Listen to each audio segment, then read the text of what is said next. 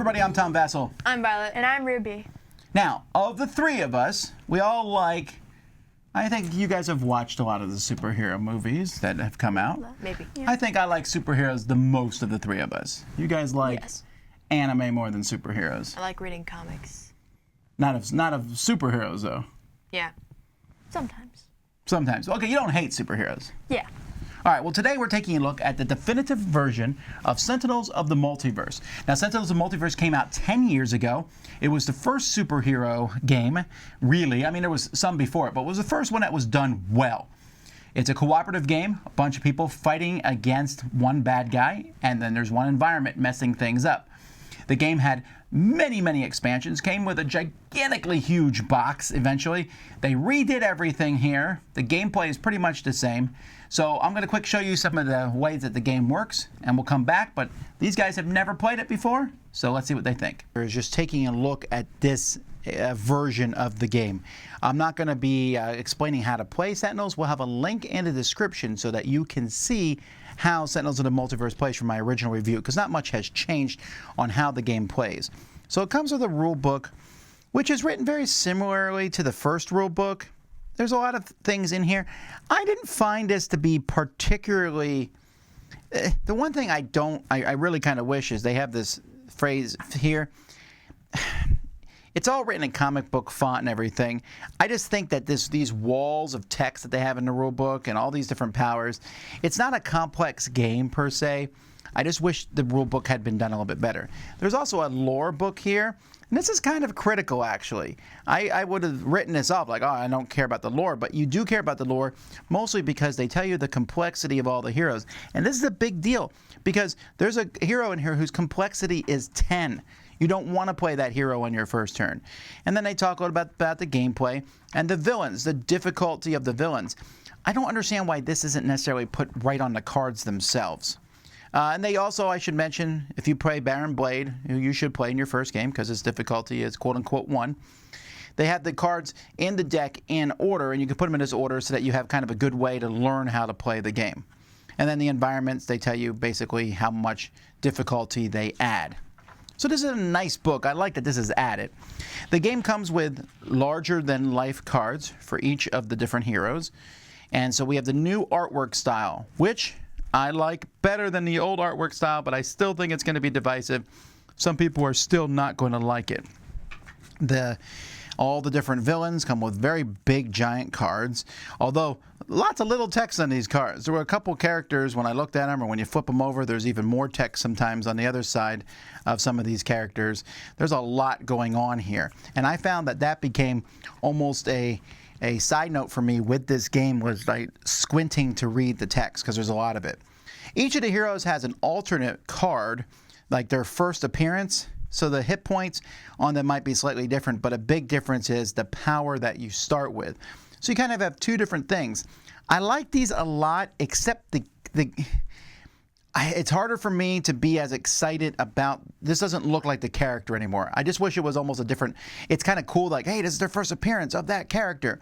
Great, but like Unity is here on this card, for example. I don't know, it's just not as exciting to have this in front of you as it is to have, the actual whole character artwork.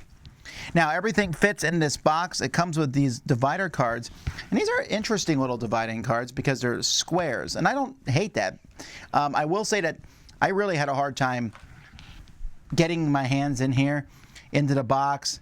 So the environments are here. You can put more stuff, but it's hard because this box comes with tons of counters. Now, these are better counters than the original game. A lot better.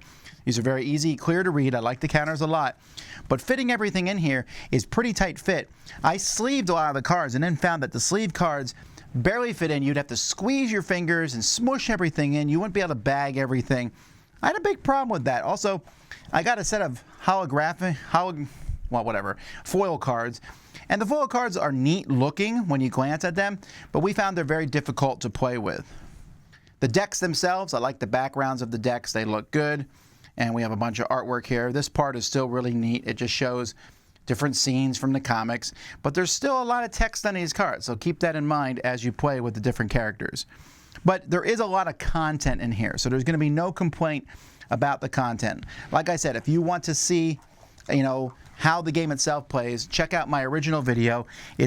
There may be minor rules changes. There may even be changes to these decks, and I can't really go into all the details in that because I don't know. But it plays and feels pretty much the same way Sentinels did when it first came out. Okay, so I know for sure that you guys like cooperative games usually. Depends. Really? Depends on what? Is it like cooperative against you or? That's not That's not cooperative. That's team. Okay, fine. Yeah, more or less. It is a lot less stressful because I'm like, I want to win. But this one, it's a little easier since there's no one you're trying. Well, no one that exists that you're trying to beat. Now, what do you think about in this game? All the characters are unique to this game. They're not Marvel. They're not DC. They're made-up characters for this. I was just sitting there looking at the photos trying to figure out their backstory. I couldn't tell who was in the photos. Was that just them before they got traumatized? I like to point out they're not photos. Drawings. Yeah, no, they have this book here that's lore that tells about the different people, who they are, tells you their backstory. So let's say, for example, the Wraith. When young Maya Montgomery was afraid of the dark, her father wrapped a blanket around her and called her his little Wraith. And so she was a victim of random gang violence in the hospital for weeks. And she said, I'll never be the victim again. And she basically became Batman. But she calls herself the Wraith. No, that's really what she is. All the characters in here. Legacy is Superman. Bunker is Iron Man. Unity, Absolute Zero is Iceman. So there's a lot of different... They're not all exactly the same, obviously. I played Captain Cosmic, Green Lantern. So, it is what it is. But the gameplay itself, what did you think about that? So on your turn, you play one card, you use one power, you draw one card. The gameplay, it's a little unique in some ways, but overall, it's not really amazing compared to I other think games. it was more stressful if you had to discard like more than one card and then only draw one card. Because then if you don't draw a card that says, oh, you can draw a lot of cards, it'll be just stuck with one card for the rest of the game. That wasn't a big problem for me because I have a lot of cards. Well, the character I played as had a lot of cards that said, hey, draw 2 more cards. You had almost none. It was always take away 2 cards. Yeah. Well, let me start out here by saying, when this game came out, I gave it a very high rating. I really liked it. I'm going to tell you this. After 10 years, I have really cooled on the game. I don't dislike it. It's still a fine game. But a lot of things have dropped for me. And one of the things is what you guys just mentioned. I really struggle. I think games have really gotten better since this game has come out. I really struggle with the fact that on your turn, you do one thing. You play one card and use one power. It's not that interesting, and usually it's pretty obvious. I can do damage. Who will I damage? That's the choice in the game. Do you damage the little guys or you damage the big guy? If you don't kill the little minions, eventually they will beat you up. But if you do that, you're not actually hitting the big guy. So I felt like my choices were limited. I felt like each turn I had 1 or 2 choices. I didn't feel like there was a lot of different things I could do. What did you guys think? I mean, cards had a lot of different types of choices. Like, you could either power up. I mean, it was kind of annoying how if I wanted to do something, I would have to wait multiple turns to actually get that into play. Okay, sure, because you play the card and then you can use it maybe on a future turn or something. Like, most of them were just a bunch of buffs for a single attack. Honestly, I didn't really see the point in like destroy and discard. I get that discard pile, you can get it back eventually, but the likelihood of that happening is very unlikely. Sure, but there's a lot of cards in the deck that are the same. Like Yeah. the second character you played, Ra, you could get his staff multiple times. Yeah. Another thing is, in this game, I never felt, and again, this is after playing with the other ones, I felt like our characters weren't very super. You're like, ooh, I'm going to punch the guy for a damage. I don't know why. And this is a big deal to me. This book tells you how difficult each of the heroes is. There needs to be a quick sum down, like this person's a healer. This person's a damage dealer. This person's a support character. That's important because if we all play like support characters and no one's doing any damage, It's not interesting. So in the last game we played, I played someone who supported other people. That's great. But if all three of us had been playing that, we would never have actually killed the guy. Yeah. Honestly, I was the one who did the most damage. Who's counting? You definitely did the most damage. Right, and so Violet's more of a jack of all trades. You do all kinds of stuff, and I'm just there to help everyone else out. And that worked out well, but it might not. I'm getting all choked up over the game. What did you guys think about the artwork? Oh, I really liked the artwork. It looked nice. Yeah. It looked like a comic. Yeah, I mean, it's supposed to look like that, but... Well, they've actually made a few comics from this stuff. They made the game first and then comics based on that. Oh. Yeah, I liked how it was mixed between modern art and, like, not modern art, just this day and age art, and comic book style. I thought that was very creative. I like the designs on the characters. That too. Now, I don't want to say the game is all bad. First of all, I think Sentinels in the Multiverse is an important game in history. A lot of modern superhero games would not exist without it, although I think most modern superhero games many of them have done a better job than Sentinels in the Multiverse. I also think that Sentinels in the Multiverse, the setup, you just take a deck of cards and shuffle it. That's not hard. But during the course of the game, it does get a little fiddly. I'm like, okay, I'm attacking, but I get +2 fire damage, but I can double my ice damage. But you give me -1 damage for attacking you, and there's a lot of different things to keep track of. And when the bad guy goes, it's like the bad guy goes, and then this goes, and this goes, this goes. I'm allergic to superheroes apparently today. But what did you all think about that? Did you think it was pretty easy to play? It was fairly simple.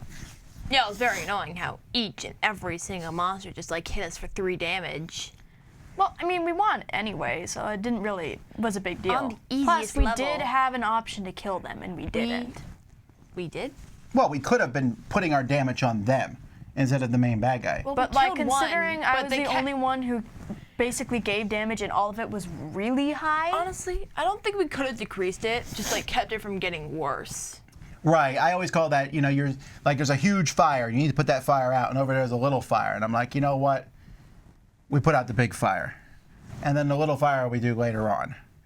That's how these games work. Sometimes you get so caught up in stopping little things that you don't do the big thing. Anyway, this game's 10 years old. You guys played the 10th anniversary of it. What are your final thoughts and rating? Overall, this game is okay. There were a few difficulty. I don't know what to say.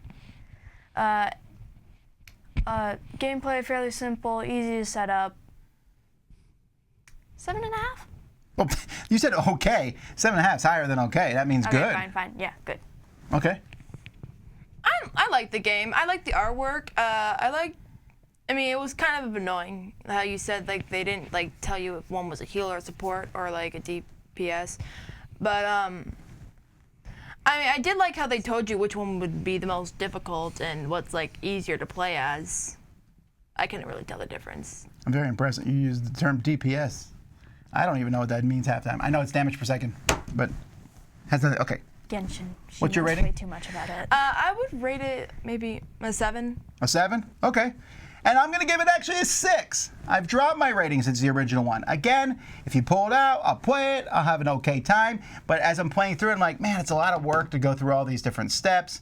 I don't feel like I'm making a whole lot of choices. But at the same time, I give this game a lot of props. It changed board gaming for the good. And there's a lot of stuff in this box. So there you go. That is the definitive edition of Sentinels of the Multiverse. I'm Tom Vasel. I'm Violet. And I'm Ruby. Have fun fighting evil.